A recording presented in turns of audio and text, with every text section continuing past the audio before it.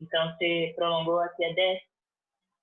Pero el malo de Brasil es que el presidente no quiere la cuarentena. El presidente es contra la cuarentena y ya dejó eso claro. O sea, entonces está una pelea grande en el gobierno.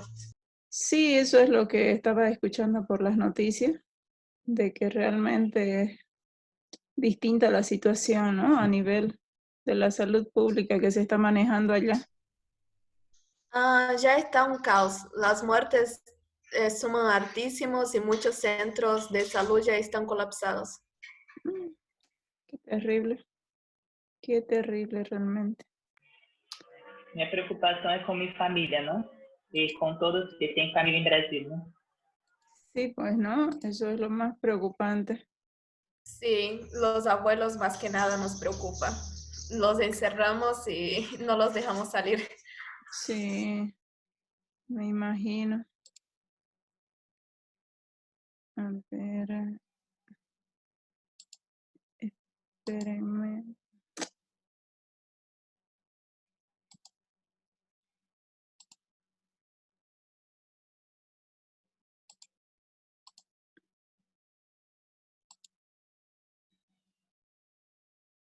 ¿Aparece en sus pantallas la diapositiva?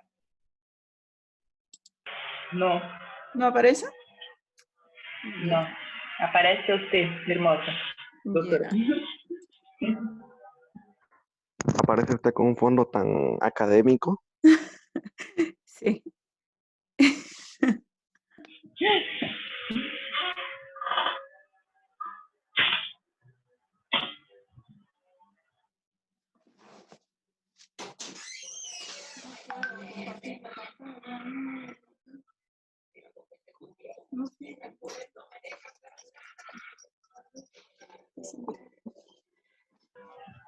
Doutora, essa palestra que você vai dar, que felicidades, não? É a universidade que está haciendo? Sí, les cuento que es la universidad la que precisamente está haciendo esta, bueno, charla virtual, ¿no? Sobre lo que es el COVID y las repercusiones que tiene en la salud mental y sobre todo a nivel familiar. Entonces, creo que hay otros 2 médicos más que están participando y se va a llevar a cabo el día viernes para que así ustedes, los que puedan, ingresen ahí. Pero doctora, ¿por qué pusieron a las 5 de la tarde? Porque a las 5 de la tarde estamos pasando clase. Miren, no tengo idea por qué será el horario ese, pero bueno, han asumido ese horario y creo que también el sábado va a haber algo así, he estado escuchando. Creo que Sí. va a haber un reprise, más no sé si nuevamente uno vuelva a dar. Acá los admin. Já, doutora Gracia. ¿Ya? Bueno, señoritas y jóvenes, ahora sí ya aparecen, ¿no? En sus pantallas. Sí. Muy bien. Sí. Bueno, como ustedes ven acá en el título de nuestra... Aquí. El día de hoy vamos a avanzar el tema de trastornos de la conducta alimentaria. Y precisamente para hablar un poquito a manera de hacer una breve introducción. Doctora, antes de empezar, hay alumnos diciendo que no los aceptaste. No, están todos ya aceptados. Gracias, ya. Lucía. Pero ya no hay nadie. Acá los estoy mirando y no hay nadie. Ya, gracias. Pero gracias. Igual si hay alguien, me avisan, por favor. Ya. Entonces, a manera de introducción, para poder referirnos al tema de trastornos de la conducta alimentaria, necesitamos saber de que los trastornos de la conducta alimentaria, como sus siglas TCA, no solamente incluyen la famosa anorexia y la famosa bulimia, que ambas son consideradas como las enfermedades que rondan a estos trastornos de la conducta alimentaria. Además de esto, hay otros trastornos que se los llaman los trastornos de la conducta alimentaria no específicos, porque evidentemente son otras las formas de presentación que tienen. Pero al final todos tienen un objetivo que es el restringirse, el alimentarse o el eliminar lo que están comiendo para evitar subir de peso. Entonces, todo esto va relacionado precisamente a lo que implica no subir de peso o disminuir en la forma rápida, lo más rápido posible, cuestión de alterar todo el sistema del organismo y a nivel cerebral con esos mecanismos que al final llegan a ser tóxicos y dañinos para la salud. Hablando en general de todos estos trastornos de la conducta alimentaria, estos llegan a ser de tener una prevalencia que se ve mucho más afectada al sexo femenino. Pero esto no quiere decir que los hombres no lleguen a padecerla, sino de que ahora ya en estos últimos años, ya hablando del 2019 y el 2018, que precisamente se han vuelto a hacer estudios, ya ha habido avances en donde el número de varones, específicamente en trastornos como la bulimia, ha ido aumentando. Entonces, son patrones que ya se han ido modificando, aunque predomina el sexo femenino, pero ha ido subiendo en escala el sexo masculino. Les comento también que hablando ya en orientaciones sexuales, los homosexuales también tienen una predisposición un poco más elevada a padecer de trastornos de la conducta alimentaria, pero específicamente de la bulimia nerviosa. Entonces vamos a ir a clasificar a estos trastornos, vamos a ver lo que son los trastornos no específicos de la conducta alimentaria y de acuerdo a eso también vamos a poder evaluar los riesgos que se vean con ambas enfermedades y el tratamiento de estos trastornos. Entonces, vemos acá los trastornos de la conducta alimentaria, anorexia y bulimia. Vemos en la imagen, pienso como delgada, pero me veo como gorda. Entonces, si este pequeño recuadro nosotros lo tomamos en cuenta como para poder realizar una reflexión y un análisis, hay algo muy llamativo en esto que precisamente lleva a ser un significante en lo que es la parte de cómo la persona se mira frente a un espejo. Y eso tiene un nombre muy particular en psicopatología, pero en psicopatología de los trastornos de la conducta alimentaria, que se llama dismormofobia, que es precisamente la alteración en cómo frente al espejo ve otra figura totalmente grande, totalmente fuera del tamaño de lo normal, y al final esa persona tiene un tamaño y un aspecto mucho más diminuto y no con tanto abultamiento como suele verse. Pasamos a lo siguiente y ya las generalidades.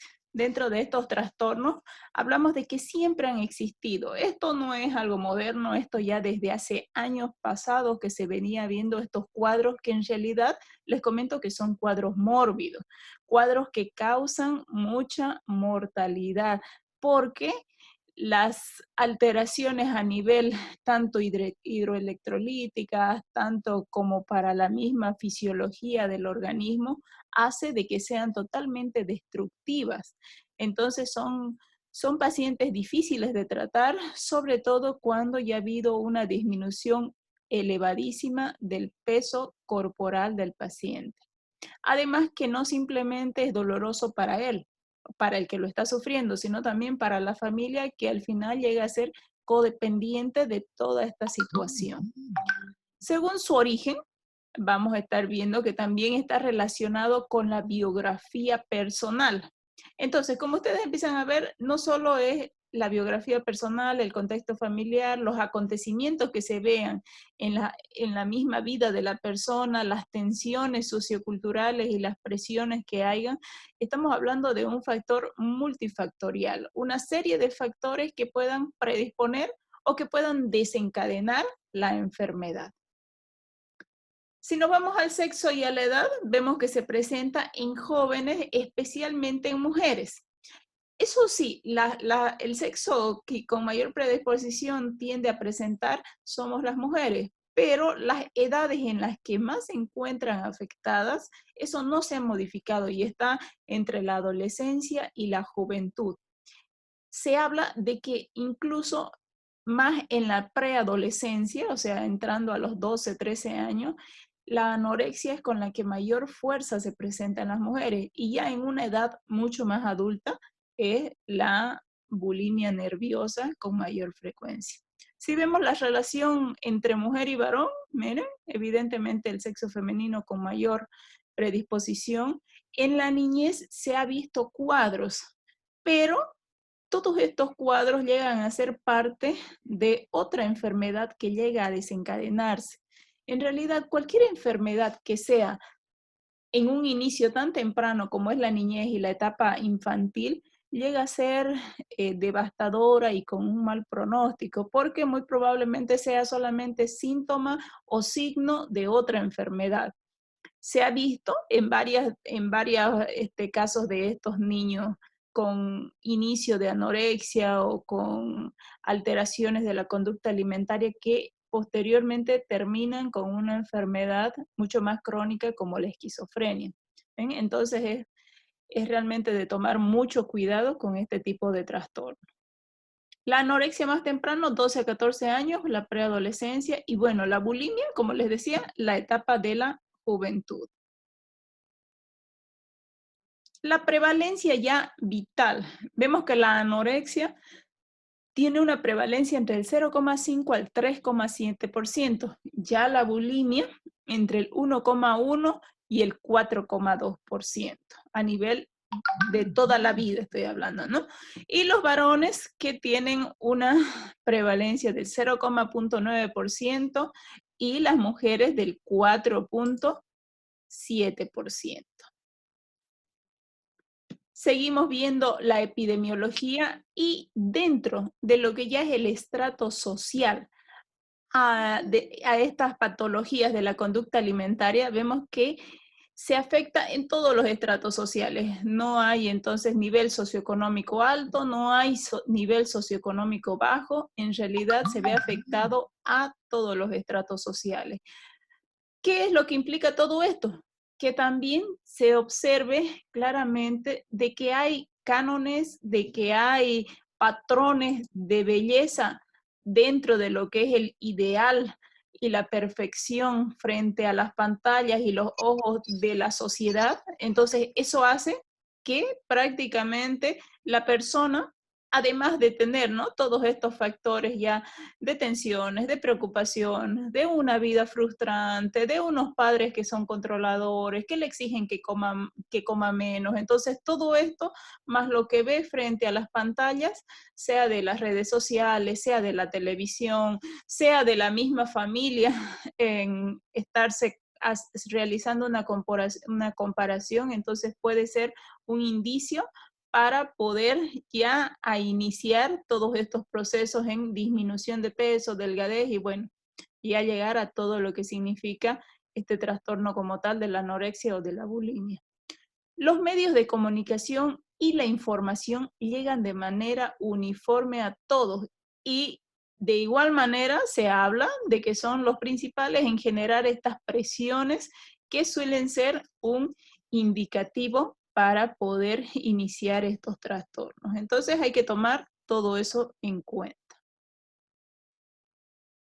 El nivel psicoeducativo ya del paciente que tiene estos trastornos de la conducta alimentaria se ve y se ha visto en general de que son personas que se autoexigen mucho, son personas que son muy perfeccionistas, muy detallistas, son personas que siempre están tratando de que todo les salga muy bien, de que intentan siempre querer agradar y sobresalir frente a los demás, e incluso se ha visto de que llegan a ser por esto personas muy disciplinadas, con una muy fuerte autoexigencia y que además suelen ser un poco más introvertidos, lo que hace que académicamente rindan muy bien, tengan buenos niveles de conocimiento, se esmeren mucho en todo lo que es la parte de sus estudios, pero al mismo tiempo que sea una forma como de encubrir lo que en realidad están pasando por dentro, que significa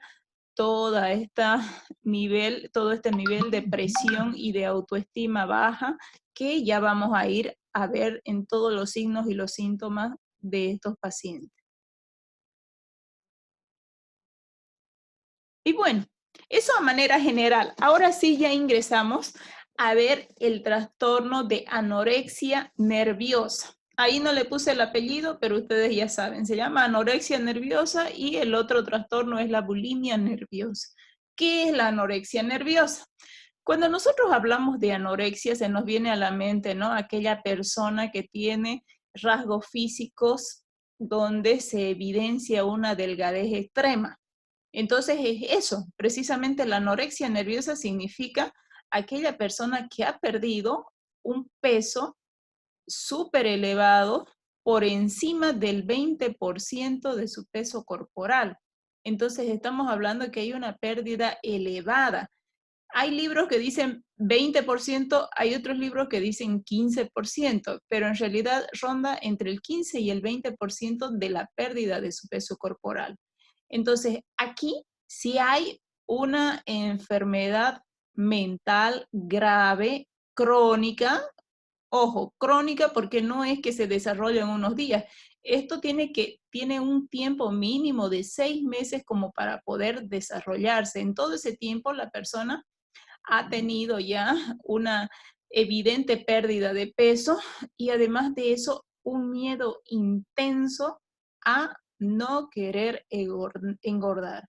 Entonces, llegar a la obesidad es lo peor y lo más significativo que ocurre en la vida de esta paciente.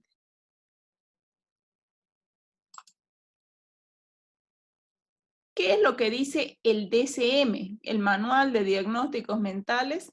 Dice que existen 3 tipos de anorexia. Uno de esos tipos de anorexia precisamente es el de tipo restrictivo. El tipo 2 es el de tipo compulsivo purgativo y el tipo 3 es el de tipo mixto. El tipo 3, como es el de tipo mixto, entonces se va a ver en realidad mezclada o interrelacionada entre lo que es el restrictivo y es el compulsivo purgativo. El restrictivo, su nombre lo dice, se restringe. Entonces, aquí lo que ocurre es claramente una pérdida de peso grande porque la persona se propone hacer dietas súper así seguidas, súper largas, que alcanzan días, que alcanzan, bueno, en un primer inicio empieza haciendo ayunos muy prolongados, posteriormente ya empieza a restringirse alimentos que sean de grasa, posteriormente ya los que sean alimentos que vengan con proteínas, posteriormente solamente ingiere pura agua y es así. Entonces van haciendo todo lo posible para restringirse el alimento de que entre precisamente a su estómago. Además de esto, pueden ocurrir episodios donde las personas aquí precisamente no recurren a los atracones ni a las purgas, porque eso lo vamos a ver en el tipo compulsivo purgativo, donde aquí ya la persona que padece de este trastorno con anorexia recurre a tomar laxantes, a vomitar, a utilizar algún método para eliminar todo lo que ha ingerido. Entonces, si pueden ser laxantes, diuréticos, si puede ser la utilización de enemas, entonces todo lo que sea para eliminar líquido, alimentar materia alimenticia, todo sirve para esta persona. Entonces, vemos de que también puede haber una grave alteración a nivel físico por utilizar cualquiera de estos métodos. Y el tipo mixto, que es una combinación entre que se restringe de comer y entre que utiliza todos los métodos para eliminar lo que ha ingerido.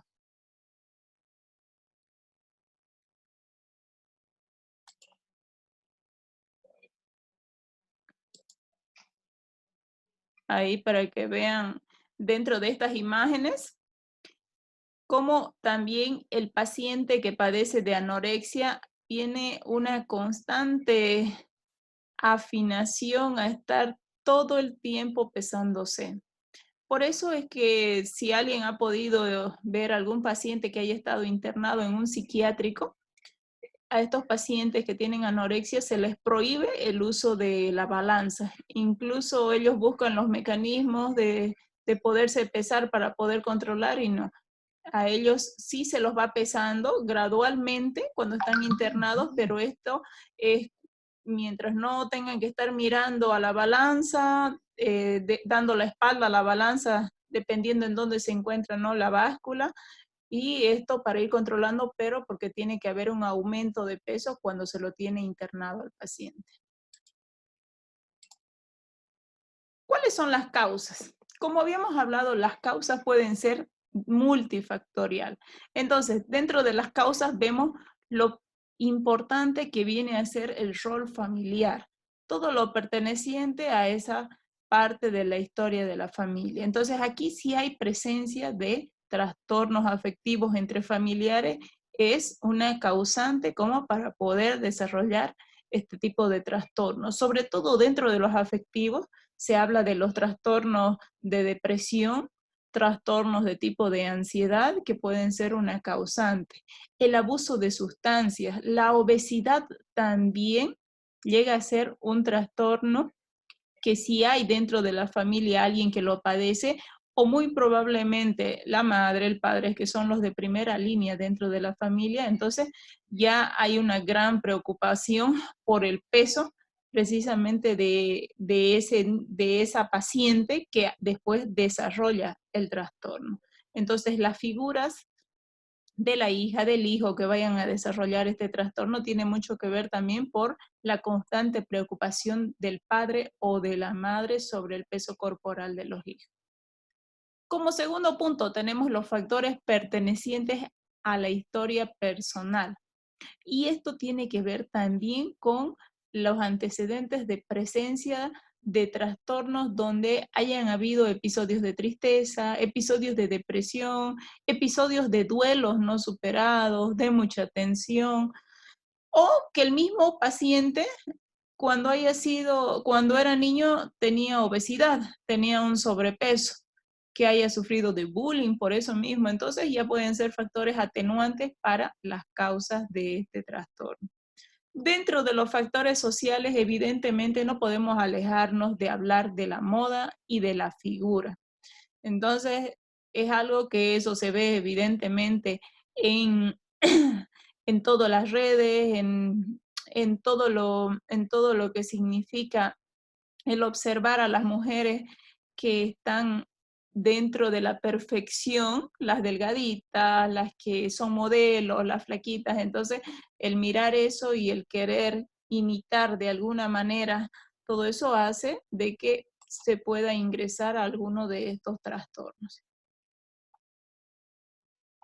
Pasamos y tenemos las alteraciones del comportamiento. ¿Qué es lo que sucede ya en cómo se comporta este paciente que tiene trastorno de esta conducta alimentaria, anorexia nerviosa? Hay un claro deseo de perder el peso. Entonces, está empecinado ese paciente en querer perder el peso, incluso cuando su peso está dentro de lo normal para su edad, para su talla y para su índice de masa corporal. Pese a eso, tiene que disminuir un 15 a un 20% de peso, como dice el libro, ¿no? ¿Qué hacen para esto? Evitan los alimentos, suprimen los dulces, suprimen las patatas, arroz, todo lo que antes era su alimentación, van eliminando de su dieta cada vez el mayor número de alimentos que sea, hasta llegar incluso a ocasiones solamente a comer frutas o a comer verduras. Entonces aquí los alimentos light pueden ser también una gran opción de uso y pueden llegar a evitar en ya casos más extremos los líquidos. Entonces por eso es que se habla de una deshidratación ya grave cuando pasan a estas fases. ¿Qué más sucede? Se preocupan exageradamente por el contenido de las calorías. Empiezan a contar. Una manzana tiene 80 calorías. Una hamburguesa tiene 1200 calorías. Entonces ya empiezan a utilizar eso como un fin para evitar el comer o ya sumar las calorías que han comido y dentro de todas las calorías que se debería comer normalmente y empiezan con toda esa forma de lastimarse. Empiezan además a vigilar la preparación de las comidas de la familia, de las personas con las que comparten, que son los amigos. Entonces ya al ver cómo preparan las comidas, evidentemente si esto tiene mayor calorías de lo normal, no lo van a consumir. Aumentan la actividad física, pero esto con el fin de quemar lo que han comido. El fin es, voy a perder peso rápidamente porque si no esto se va a acumular en todo lo que es mi cuerpo. Se quejan frecuentemente de estar gordas o de que tienen celulitis o de que esta ropa les queda más apretada de lo normal.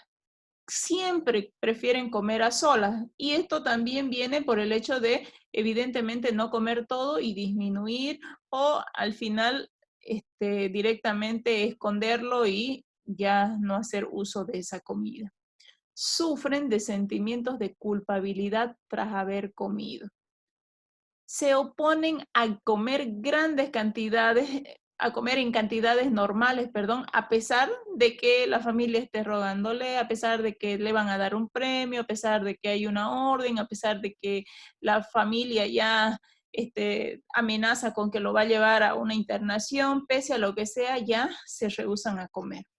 Utilizan laxantes, hierbas adelgazantes, vomitan escondidas, y además se pasean frecuentemente, incluso varias veces al día, como si estuvieran pensando o maquinando en qué forma van a hacer para ya no subir más de peso, para eliminar todo lo que han comido o lo poco que han comido.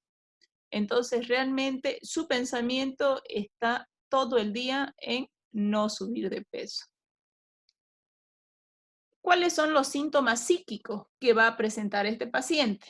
Primero, el paciente evidentemente al estar todo el tiempo en sus pensamientos el no querer engordar o el disminuir de peso rápidamente, entonces los cambios a nivel de su estado de ánimo van a ser totalmente fluctuantes, va a estar inestable, su humor va a pasar de estar irritable a estar ansioso, a estar triste, a estar decaído, entonces van a ser estados de ánimo muy inestables.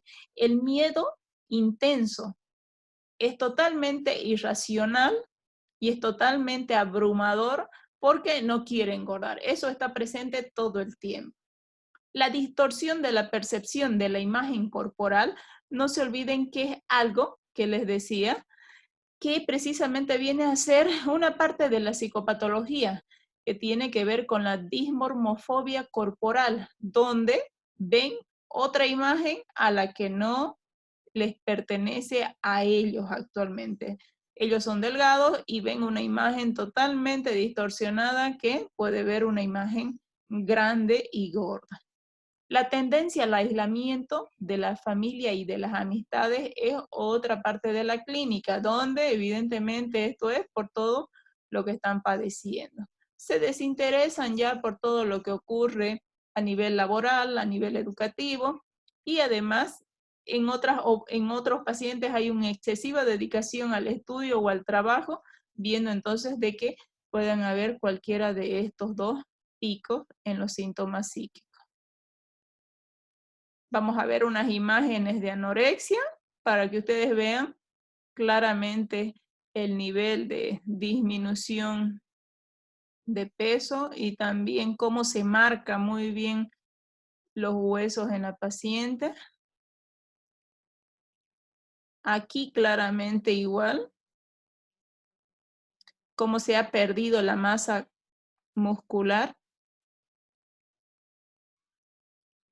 Aquí mucho más evidente, incluso se habla del signo del rosario, donde se pueden contabilizar claramente dentro de lo que es el esternón, todos los huesitos hasta llegar al final.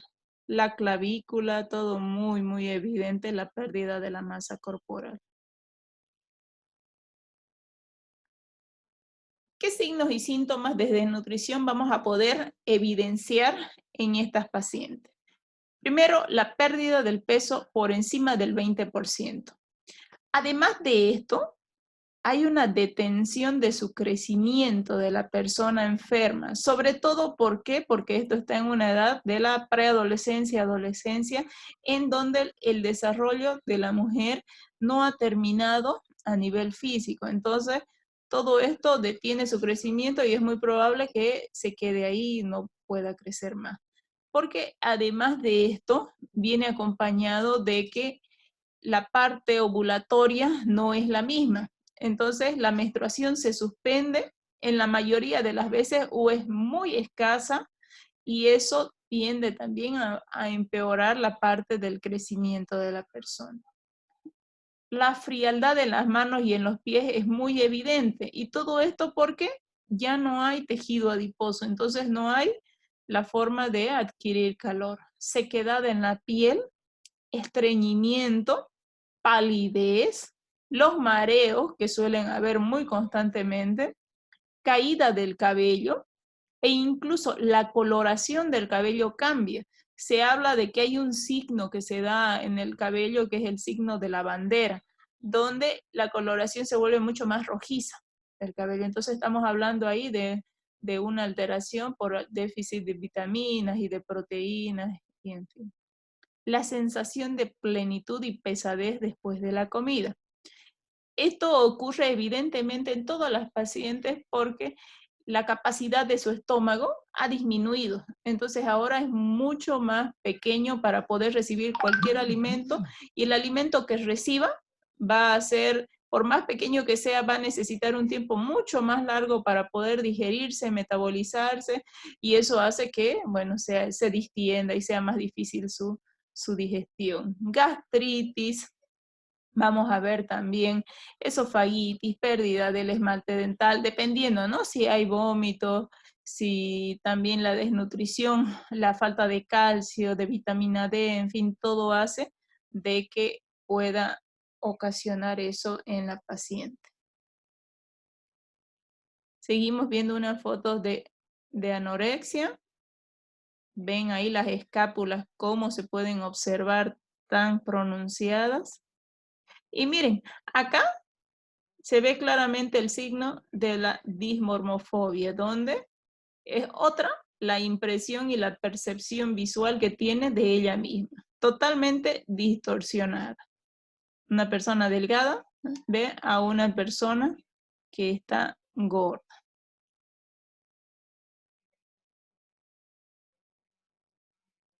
Bueno, jóvenes, antes de que se cumplan los 40 minutos, voy a hacer un corte acá y los vuelvo a invitar, ¿ya? Para seguir con nuestra reunión. Ok.